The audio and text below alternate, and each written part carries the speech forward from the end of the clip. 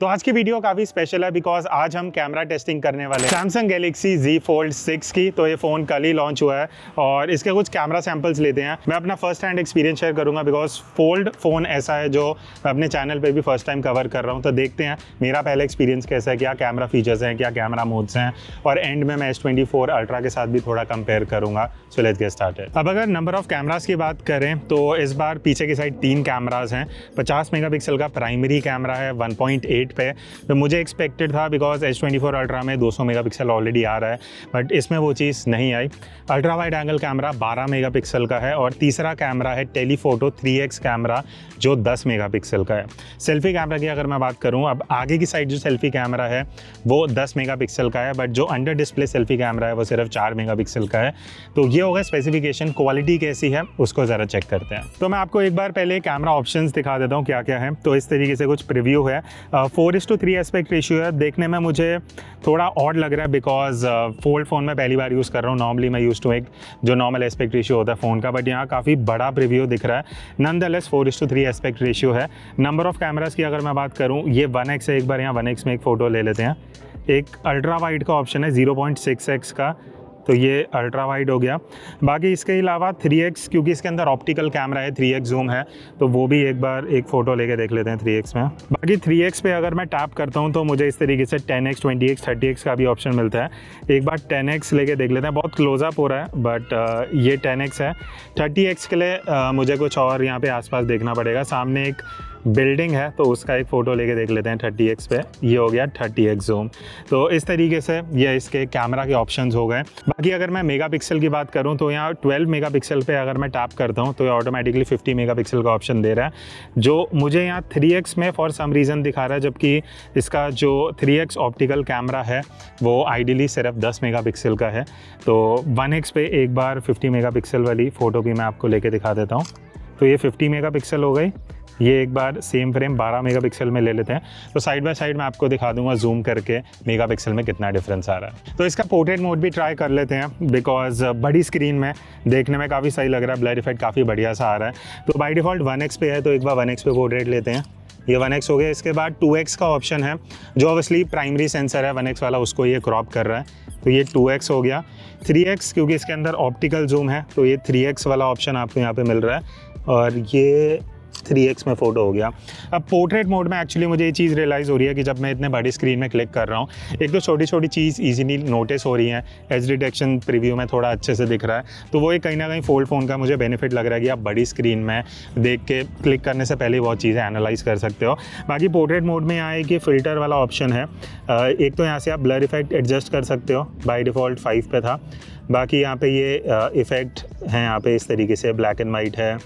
Then ये भी काफ़ी सही है। एक बार इस पर देखते हैं लो की मोनो, फिर अलग अलग हैं इस तरीके से। ये वाला काफ़ी सही इफेक्ट है। ये सेलेक्टिव कलरिंग भी है, ये भी आप कर सकते हो एडजस्ट। तो portrait mode all in all सही लग रहा है। बाकी जो इसके आउटपुट कुछ और लेते हैं एंड स्टूडियो जाके देखते हैं। अब देखो, फ़ोन को तो हम ओपन करके obviously as a camera use कर सकते हैं, बट बढ़िया चीज़ें इस बार आगे डिस्प्ले भी अच्छा खासा बढ़िया दे दिया है। तो मैं जो तीनों प्राइमरी कैमराज हैं इनको मैं बाहर के डिस्प्ले से भी यूज़ कर सकता हूँ। फ़ोटो क्वालिटी वही रहेगी, बट एक अगर मैं एज अ फोटोग्राफर या एज ए यूज़र बोलूँ तो मुझे ऐसा कोई दिक्कत नहीं लग रहा। अच्छा खासा डिस्प्ले है, प्रीव्यू मुझे सही दिख रहा है। अगर मैं कुछ फ़ोटो भी ले रहा हूँ तो ऐसा कुछ लैग वैग मुझे नोटिस नहीं हो रहा एंड ऑल ओवर सही है। आई थिंक बढ़िया चीज़ ये है कि अगर मैं कहीं जल्दी में हूँ, मुझे कुछ फ़ोटो वीडियो लेना है, तो मैं बाहर के डिस्प्ले पे भी रिलाई कर सकता हूँ। ज़रूरी नहीं है मुझे खोलना पड़ेगा फ़ोन तभी मैं शूट कर सकता हूँ। अब एक क्वेश्चन ये भी आता है कि भाई एज अ यूज़र हम जब नॉर्मल फ़ोन से भी फ़ोटो लेते हैं तो फोल्ड में ऐसा अलग क्या है। कुछ चीज़ें हैं जो मैं आपके साथ शेयर करना चाहता हूँ। सबसे पहले, क्योंकि अब बाहर की तरफ डिस्प्ले भी है, तो अगर मैं कैमरा ऐप में जाके ये आइकन पे क्लिक करता हूँ, मुझे आगे की तरफ भी डिस्प्ले मिल जाता है। अब इसका सबसे बड़ा बेनिफिट ये है, अगर आप पीछे की साइड के कैमराज यूज़ करके फ़ोटो या वीडियो लेना चाहते हो, अभी तक अगर आप ब्लॉगिंग कर रहे थे तो शायद आपको फ्रंट कैमरा पे रिलाई करना पड़ता था अगर आपको प्रीव्यू देखना है, बट अब मैं रेयर कैमरा को यूज़ करके, क्योंकि इसमें 8K वीडियो भी है, तो आप सोचो डिस्प्ले में देख के आप जज कर सकते हो आपका फ्रेम क्या आ रहा है और आप अप टू 8K वीडियो इसमें शूट कर सकते हो, अपनी सेल्फीज क्लिक कर सकते हो। तो वो सारे बेनिफिट कहीं ना कहीं इस फ़ोन में एज ए यूज़र आपको मिल जाते हैं। अब बेनिफिट तो हो गया, बट इसका एक ड्रॉबैक जो मुझे लगा शायद अपडेट से ये चीज़ सैमसंग डालेगा कि पीछे के डिस्प्ले में ना आपको ना रिकॉर्ड का ऑप्शन मिलता है, ना कैमरा चेंज करने का ऑप्शन मिलता है, वो सिर्फ आपको प्रीव्यू देता है। तो वो एक कहीं ना कहीं लिमिटेशन भी है, बिकॉज मुझे प्रीव्यू देखना है, कुछ चेंज करना है तो मुझे आगे से करना ही पड़ेगा अल्टीमेटली। तो बेनिफिट भी है तो कहीं ना कहीं एक ड्रॉबैक भी है। नेक्स्ट अब हम वीडियो पे मूव करते हैं। तो वीडियो में कुछ चीज़ें हैं जो मैं आपके साथ शेयर करना चाहूँगा। अप टू 8K 30 FPS आप वीडियो रिकॉर्ड कर सकते हो। अभी मैं 8K 30 FPS पे हूँ। ये कुछ यूज़र इंटरफेस है, 1x पे ही आप क्लिक कर सकते हो, बिकॉज प्राइमरी सेंसर ही इतना केपेबल है कि वो 8K कर सके। अल्ट्रा वाइड 3x में आप नहीं कर सकते। मैं एक बार ना रिकॉर्ड करता हूँ एक सैम्पल और आपको प्रीव्यू दिखाता हूँ। तो ये जो आप अभी वीडियो देख रहे हो ये एक्चुअली 8K में शूट हो रही है, 8K 30 FPS में। Nothing new, because S24 ultra में भी ये फीचर है, यहाँ पे भी ऑप्शन आपको मिल रहा है। तो इस तरीके से मैं जस्ट आपको एक थोड़ा प्रीव्यू दे देता हूँ कि इस तरीके से ये सेटिंग्स, एक्सपोजर वगैरह कैसी आ रही हैं। तो ये हो गया, अप टू 8K का आपको ऑप्शन मिलता है। अब 8K से अगर मैं UHD पे जाता हूँ जो एक्चुअली 4K है, अब 4K में जो ऑप्शन मिलती हैं, एक तो अप टू 60 FPS आप शूट कर सकते हो, तो 4K 60 मैंने चूज़ कर लिया। अल्ट्रा वाइड में भी 4K 60 चलेगा। 3x में अगर आप जाते हो तो भी आप 4K 60 FPS तक 3x में शूट कर सकते हो। तो यहाँ पे मैं कुछ आपको सैम्पल दिखा देता हूँ अल्ट्रा वाइड 1x 3x के जल्दी से, ताकि आपको एक आइडिया लग जाए।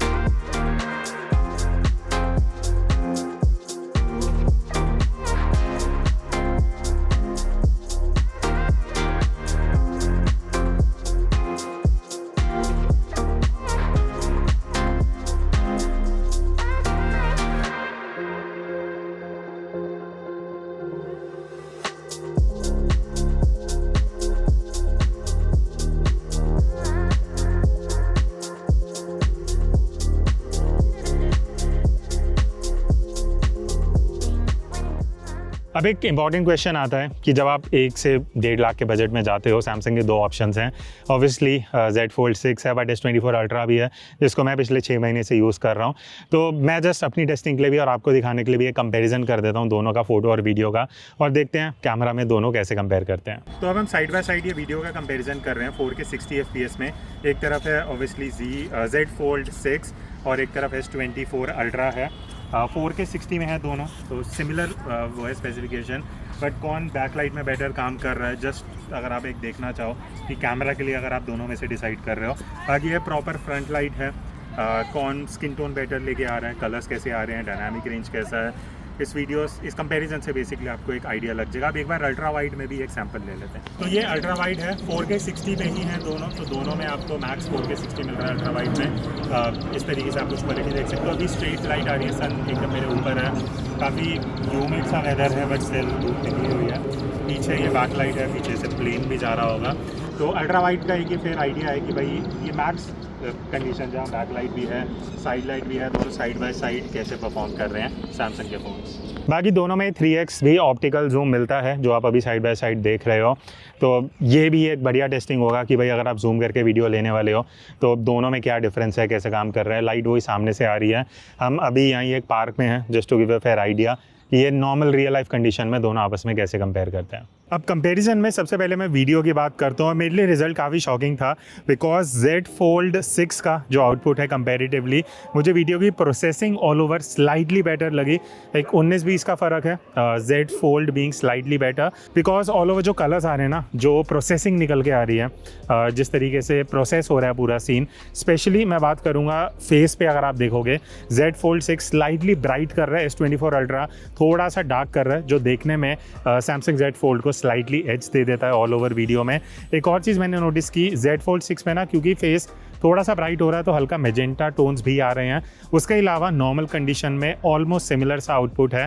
बट हाँ, एक चीज़ मैं बोलना चाहूँगा, अल्ट्रा वाइड एंगल में S24 अल्ट्रा का बैकलाइट में काफ़ी बढ़िया प्रोसेसिंग है। Z Fold 6 अगर आप देखोगे तो पीछे पूरा एरिया ओवर एक्सपोज हो रहा था, स्पेशली जो सन वाला एरिया है। अब मुझे ऐसा लगता है 1-2 सॉफ्टवेयर अपडेट के साथ Z Fold 6 भी S24 अल्ट्रा के एकदम पास आ जाएगा। तो ऑल ओवर अगर मैं वीडियो की बात करूँ, ऑलमोस्ट सिमिलर सा आउटपुट है। Z Fold 6 स्लाइटली थोड़ा बेटर है। बाकी इसके ऑल ओवर अगर मैं वीडियो क्वालिटी की बात करूँ तो प्रोसेसिंग काफ़ी अच्छी है वीडियो की, जैसे हमने S24 से भी कंपैरिजन में आपको दिखाया। तो अगर मैं सिर्फ Z Fold 6 की भी बात करूँ तो प्रोसेसिंग बहुत अच्छी है, एक्सपोजर कंट्रोल अच्छा है। हमने फ्रंट लाइट में भी शूट किया, बैक लाइट में भी शूट किया, इवन बैक लाइट में ये काफ़ी अच्छे से एक्सपोजर को बैलेंस कर रहा था।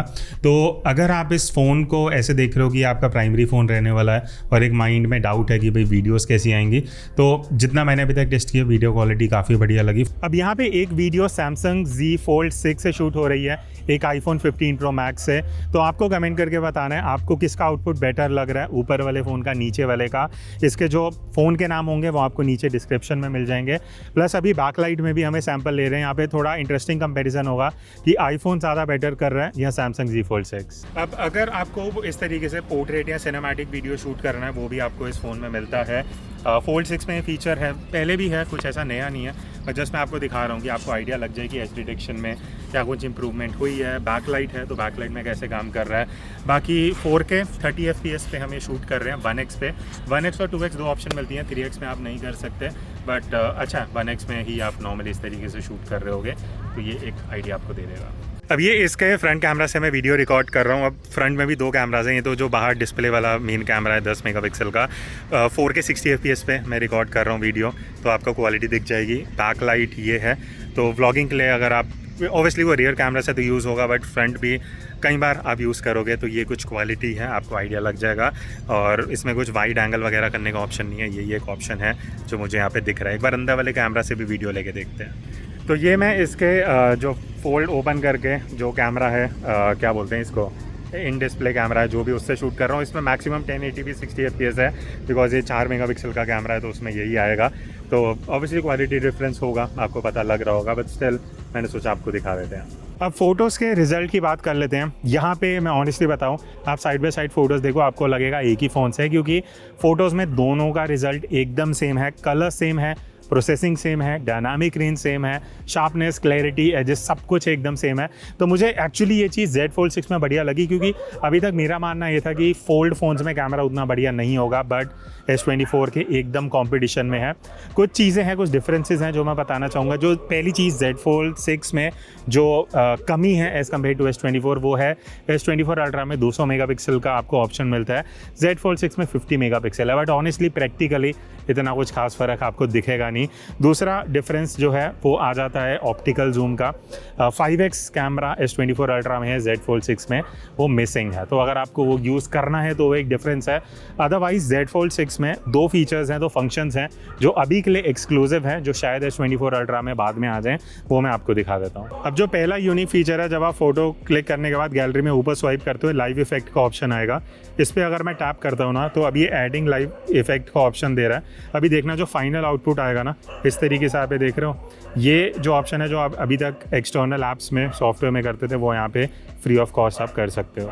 अब अगली जो ऑप्शन है उसके लिए यहाँ ये स्टार वाला इफेक्ट है गैलरी में, इस पर अगर मैं क्लिक करूँगा तो यहाँ पे पोर्ट्रेट स्टूडियो पे अगर आप टैप करते हो तो ये ऑप्शंस हैं, comic, 3D cartoon, water colour, sketch, इस तरीके से। तो मान लेते हैं मेरे को कॉमिक वाला चाहिए, तो मैं क्लिक करता हूँ, जनरेट पे टैप करता हूँ, तो अभी ये कुछ मेरे को AI से जनरेट करके इफेक्ट देगा। तो इस तरीके से आपको 3 से 4 रिजल्ट मिल जाएंगे, आप डिपेंडिंग जो आपको पसंद लगे वो डाउनलोड कर सकते हो, सेव कर सकते हो, या जनरेट मोर का भी ऑप्शन है तो आपको और वेरिएशन भी दे देगा। तो ये था all over Samsung Z Fold 6 या Z Fold 6 जो भी आप कह लो। Initial camera testing plus S24 ultra से जो हमने कंपैरिजन किया, आपके क्या व्यूज़ है कमेंट करके बताना। मुझे एज ऑफ नाउ स्टार्टिंग में बिना किसी अपडेट के कैमरा काफ़ी इंप्रेसिव लगा, चाहे वो फ़ोटोज़ हो चाहे वीडियोज़ हो, इवन फ्रंट भी इसका अच्छा है। तो ऑल ओवर बढ़िया लग रहा है। बाकी डिटेल्ड अगर आपको रिव्यू या कंपैरिजन चाहिए किसके साथ, वो आप कमेंट में बता देना। I will see you in the next video. तब तक take care and keep clicking.